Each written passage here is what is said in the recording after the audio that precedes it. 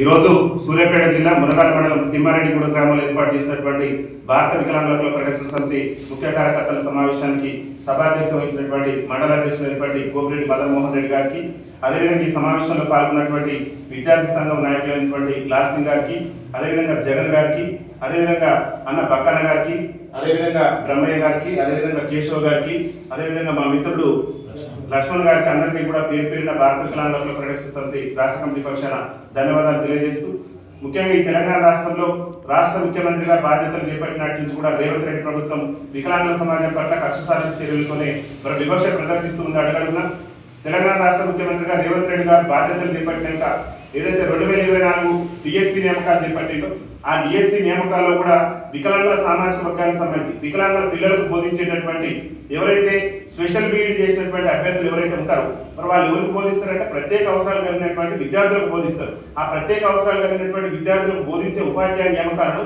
100% నియామకాలు చేపట్టాలని చెప్పేసి దేశ అత్యున్నత న్యాయస్థానం సుప్రీంకోర్టు జడ్జిమెంట్ ఉన్నప్పటికీ కూడా కావాలని చెప్పేసి రేవంత్ రెడ్డి ప్రభుత్వం వికలాంగుల సమాజం పట్ల ఉన్నటువంటి వివక్ష కారణంగానే ఆ రోజు నియామకాల్లో 2024 డిఎస్సి నియామకాల్లో ఈ స్పెషల్ బీఈడీ అభ్యర్థులకు 100% నియామకాలు చేపట్టాల్సి ఉన్నప్పటికీ కూడా జనరల్ డిఎస్సి తరహాలు జనరల్ డిఎస్సిలో ఏం చేసి 30% రిక్రూట్మెంట్ చేసి 70% ప్రమోషన్ ఇస్తే ఆ తరహాలోనే ఈ స్పెషల్ బీఈడీ అభ్యర్థులకు కూడా 100% నియామకాలు చేపట్టాల్సినటువంటి స్పెషల్ బీఈడీ అభ్యర్థుల నియామకాలను ఆ విధంగా చేపట్టకుండా కేవలం వికలాంగుల సమాజం పట్ల ఉన్నటువంటి వివక్ష మేరకు కేవలం జీవో నెంబర్ 97 తీసుకొచ్చి జీవో నెంబర్ 97 ప్రకారం జనరల్ కేటగిరీ డిఎస్సి అభ్యర్థులకు ఏ విధంగానైతే 30% రిక్రూట్మెంట్ ఇచ్చి 70% ప్రమోషన్లు చేశారో అదే కోణంలో ఈ స్పెషల్ బీఈడీ అభ్యర్థులు కూడా నియామకాలు చేపట్టడం వల్ల ఎవరైతే మా విద్యార్థులు స్పెషల్ బీఈడీ అభ్యర్థులు ఎవరికి బోధిస్తారు, ప్రత్యేక అవసరాలు కలిగినటువంటి మా వికలాంగుల విద్యార్థులకు బోధిస్తారు. అట్లాంటి విద్యార్థులకు బోధించే వారిని 100% రిక్రూట్మెంట్ చేయాలని చెప్పేసి దేశ అత్యున్నత న్యాయస్థానం రజనీష్ కుమార్ జడ్జిమెంట్ ఉన్నప్పటికీ కూడా రాష్ట్ర ముఖ్యమంత్రి రేవంత్ రెడ్డి గారు మా వికలాంగుల సమాజం పట్ల ఉన్నటువంటి వివక్ష మేరకే కక్ష సాధింపు చర్యల్లో భాగంగానే 2024 డిఎస్సిలో మరి ఆయన చేసినటువంటి నియామకాలు మా వికలాంగుల సమాజానికి అన్యాయం చేసింది. కాబట్టి రాష్ట్ర ముఖ్యమంత్రి రేవంత్ రెడ్డి గారిని మునగాల మండలం తిమ్మారెడ్డిగూడెం గ్రామానికి మేము ఒకటే విజ్ఞప్తి చేస్తున్నాం. దయచేసి మీరు చేపట్టినటువంటి నియామకాల్లో అన్యాయం జరిగింది. సుప్రీంకోర్టు జడ్జిమెంట్ని తెలంగాణ రాష్ట్ర ప్రభుత్వం విస్మరించింది. కాబట్టి ఎవరైతే ప్రత్యేక అవసరాలు కలిగినటువంటి పిల్లలు ఉన్నారో ఆ పిల్లలకు విద్యాబోధకులు అవసరము, ఉపాధ్యాయులు అవసరము, వాళ్ళ భవిష్యత్తు పాఠం వేయాలంటే ఉపాధ్యాయ నియామకాలు జరగాలి.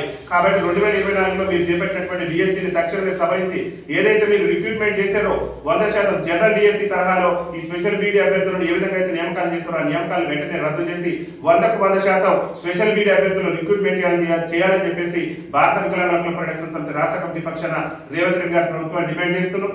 ముఖ్యంగా ఈ రిక్రూట్మెంట్లలో కూడా 507 పోస్టులు ఉంటే 507 పోస్టుల్లో మీరు 126 పోస్టులు ప్రమోషన్లకు ఇచ్చి మిగిలినటువంటి వాటిని ఇంకా మిగిలిలో ఉన్న దాదాపు 229 పోస్టుల దాకా 319 పోస్టుల దాకా ఇంకా మిగిలిలోనే ఉన్న ఆ పోస్టులను కూడా భర్తీ చేయకుండా వివక్ష ప్రదర్శించేటటువంటి ప్రయత్నం చేస్తారు.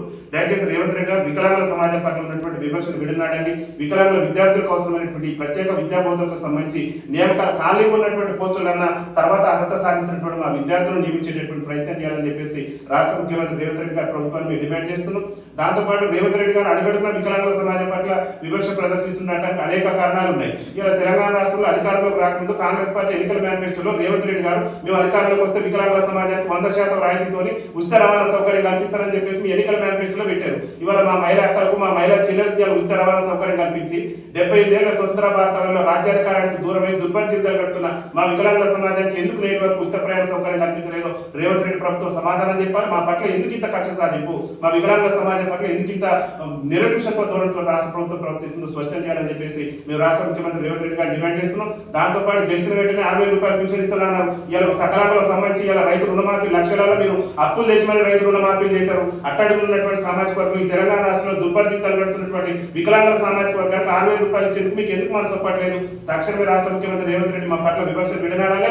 60,000 రూపాయలు పక్కన ఉన్నటువంటి ఆంధ్రప్రదేశ్ అప్పుల్లో ఉన్నటువంటి ఆంధ్రప్రదేశ్ రాష్ట్రంలో అక్కడ ఉన్న ముఖ్యమంత్రి వికలాంగుల సమాజానికి 60,000 రూపాయలు పింఛన్ ఇస్తుంటే మీరెందుకు మా పట్ల వివక్ష ప్రదర్శిస్తున్నారు? వికలాంగుల సమాజానికి సమాధానం చెప్పాలి.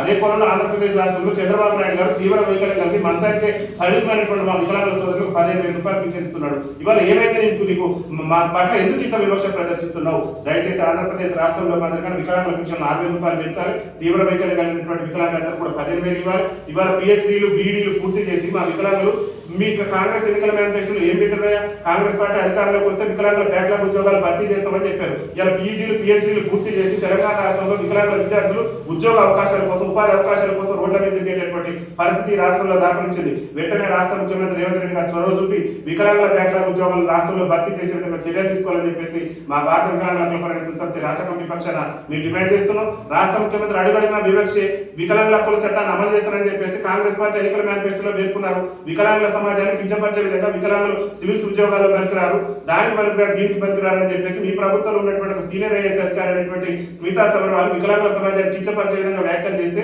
నేటి వరకు కూడా ఆమె మీద చర్యలు తీసుకోవాలి, చట్టపరమైనటువంటి చర్యలు. అంటే మీరు ఎక్కడ వికలాంగుల చట్టాన్ని అమలు చేస్తున్నారు, వికలాంగుల సమాజ వర్గానికి ఎక్కడ న్యాయం చేస్తున్నారు అంటే మిమ్మల్ని మీరు పరీక్షించుకుని దయచేసి వికలాంగుల హక్కుల చట్టాన్ని కూడా రాష్ట్రంలో అమలు చేయాలి. ఎందుకంటే వికలాంగుల సమాజం మీద దాడులు పెరిగిపోతున్నాయి, వికలాంగుల మానసిక వికలాంగులు మాట్లాడాలనేటువంటి మా మానసిక వికలాంగుల చర్యల మీద అత్యాచారాలు పెరిగిపోతున్నాయి. కానీ చట్టం అనేటటువంటిది రాష్ట్రంలో ఇంప్లిమెంటేషన్ లేదు. కాబట్టి దయచేసి డీజీపీ స్థాయిలో ఒక ఉన్నతమైనటువంటి అధికారులతో ఈ వికలాంగుల చట్టం అమలుకు సంబంధించి ఒక సమీక్షని ముఖ్యమంత్రి అధ్యక్షతన కేబినెట్ సమావేశపరిచైనా సరే వికలాంగుల హక్కుల చట్టాన్ని రాష్ట్రంలో సమర్థవంతంగా అమలు చేసి ఈ తెలంగాణ రాష్ట్రంలో వికలాంగులు ఎదుర్కొంటున్నటువంటి సమస్యల పరిష్కారానికి కృషి చేయాలని చెప్పేసి ముఖ్యంగా తెలంగాణ రాష్ట్రంలో ఉన్నటువంటి వికలాంగుల భవనాలు, వికలాంగుల హాస్టళ్లు రాష్ట్ర రాజధాని కేంద్రంగా ఇవాళ మీ సచివాలయాలు అన్ని కూడా సకలాంగులకు సంబంధించి అన్ని కూడా మరి మీరు భవనాలు నిర్మించుకున్నారు. మాకు సొంత భవనాలు అనేటువంటి పరిస్థితి, వికలాంగుల హాస్టల్లో విద్యార్థుల పరిస్థితి దయనీయంగా ఉన్నది రాష్ట్రంలో. మరి రాష్ట్ర ముఖ్యమంత్రి ఎక్కడ ముందు నిద్రపోతున్నారో మాకు అర్థం కావట్లేదు. మీరు వచ్చే హాస్టళ్లను సందర్శించండి. స్పెషల్ గా మాకు కూడా కుల సంఘాలకు మీరు భవనాలు కట్టారు, కనీసం మాకు సొంత భవనాలు కూడా వికలాంగుల హాస్టల్కు సొంత భవనాలు కూడా నిలబెట్టే ఈ రాష్ట్రంలో వికలాంగుల సమాజం పట్ల రేవంత్ రెడ్డి ప్రభుత్వం